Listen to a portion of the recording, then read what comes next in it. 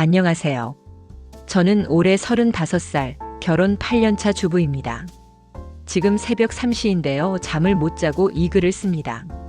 손이 떨려서 제대로 글자를 쓸 수가 없네요. 사건은 일주일 전에 시작됐어요. 남편이 출장을 간다고 했어요. 2박 3일 부산 출장. 평소에도 한 달에 한두 번은 출장을 가는 편이라 특별할 건 없었죠. 그날도 다녀올게, 애들 잘 봐줘 하면서 가볍게 인사하고 나갔습니다. 그런데 남편이 나가고 30분쯤 지났을까요? 초등학교 2학년인 큰아이가 아빠 휴대폰 두고 가셨어요. 라면서 들고 왔어요. 평소에 절대 안 두고 가는 남편인데 이상했죠. 일단 남편한테 연락하려고 제 폰으로 전화했는데 꺼져 있었어요. 이상하다. 출장 가면서 회사 폰까지 꺼놓을 일이 있나? 불안감이 스멀스멀 올라왔어요. 남편 폰을 보낼 방법을 찾으려고 일단 잠금을 풀었습니다. 비밀번호는 우리 결혼 기념일이라 알고 있었거든요. 그냥 메시지만 확인하고 연락처를 찾을 생각이었어요. 그런데 카카오톡 알림이 계속 떴어요. 여보라는 이름으로 저장된 번호에서요. 순간 머리가 하얘졌습니다. 여보? 제가 여보인데? 손이 떨렸지만 대화방을 열었어요.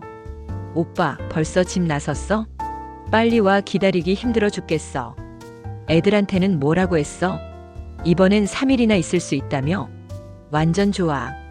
오빠, 나 임신 테스트기 샀어. 근데 무서워서 아직 못 해봤어. 같이 확인하자. 뭔가 잘못됐어요. 저는 미친 듯이 위로 스크롤을 올렸습니다. 대화 기록은 작년 5월부터 시작됐어요. 처음엔 단순한 대화였어요. 오늘 회식인데 같이 갈래? 그 정도. 그런데 점점 노골적으로 변해갔죠. 사랑해, 보고 싶어, 당신 없으면 못 살아 같은 메시지들이 수백 개. 그리고 사진들. 둘이 찍은 커플 사진, 여행 사진, 침대에 누워있는 사진. 제가 아이들 키우면서 밥하고 빨래하는 동안 남편은 다른 여자랑 연애를 하고 있었던 거예요. 저는 울면서 계속 대화를 읽어내려갔어요. 그런데 작년 9월 대화 중에 이상한 게 보였어요. 여자 오빠, 우리 진짜 결혼할 수 있을까? 오빠 마누라가 이혼 안 해준다며? 남편 걱정 마. 내가 방법 생각해뒀어. 조금만 기다려줘. 여자 무슨 방법인데? 남편 보험 있잖아. 그거 잘 활용하면 돼. 여자 무슨 소리야? 남편 나중에 자세히 얘기해 줄게. 일단 내가 처리할 테니까 너는 아무 걱정 마. 심장이 쿵 내려앉았어요. 보험을 활용한다고? 그 순간 떠오른 게 있었어요.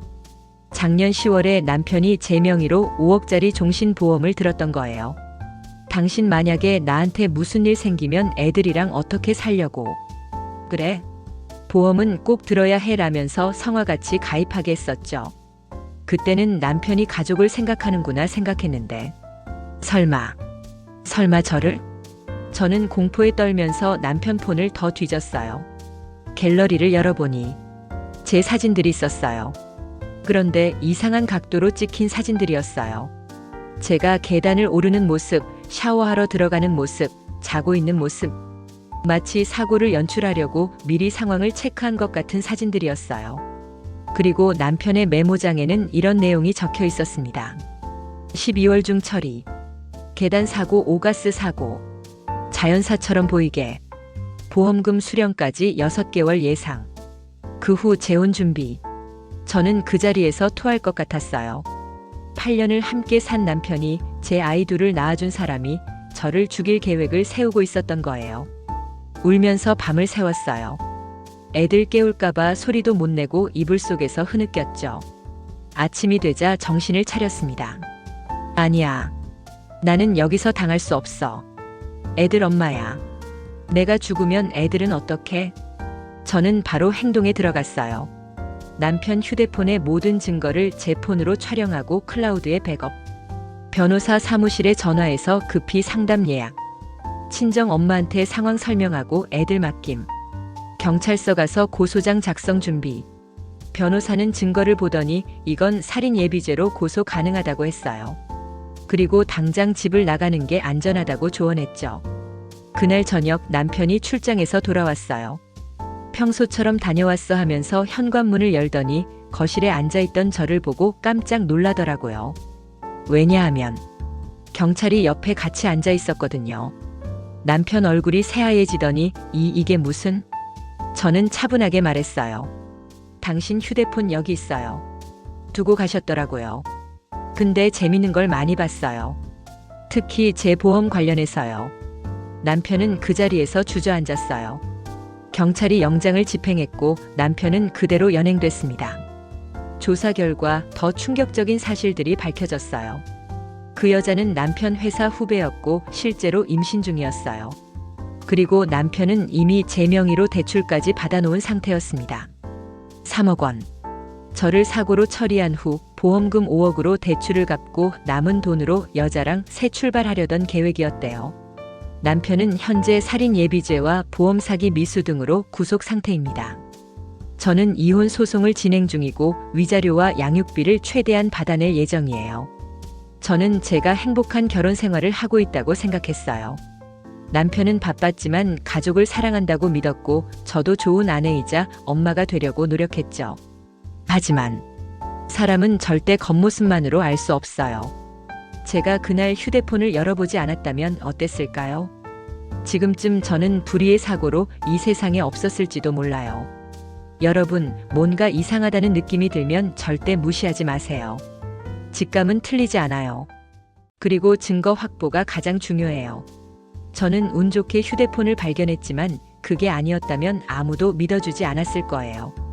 저는 이제 애들과 함께 새로운 삶을 시작하려고 해요. 트라우마가 심하지만 제가 살아있다는 것만으로도 감사해요. 여러분도 항상 조심하시고 자신을 지키세요. 이 사연을 쓴 지 3개월이 지났습니다. 남편은 1심에서 징역 7년을 선고받았어요. 항소했지만 기각됐습니다. 그 여자는 아이를 낳았다고 하더라고요. 남편 어머니가 키운다고 하는데 저는 관심 없어요. 저는 애들과 함께 새 아파트로 이사했고 심리 상담도 받으면서 하루하루 버티고 있어요. 아직도 밤에 악몽을 꿔요. 계단에서 떨어지는 꿈, 가스가 새는 꿈. 하지만 아침에 일어나서 애들 얼굴 보면 살아있어서 다행이다 싶어요. 여러분, 절대 포기하지 마세요. 어떤 상황이든 살아있으면 답이 있어요. 저처럼요.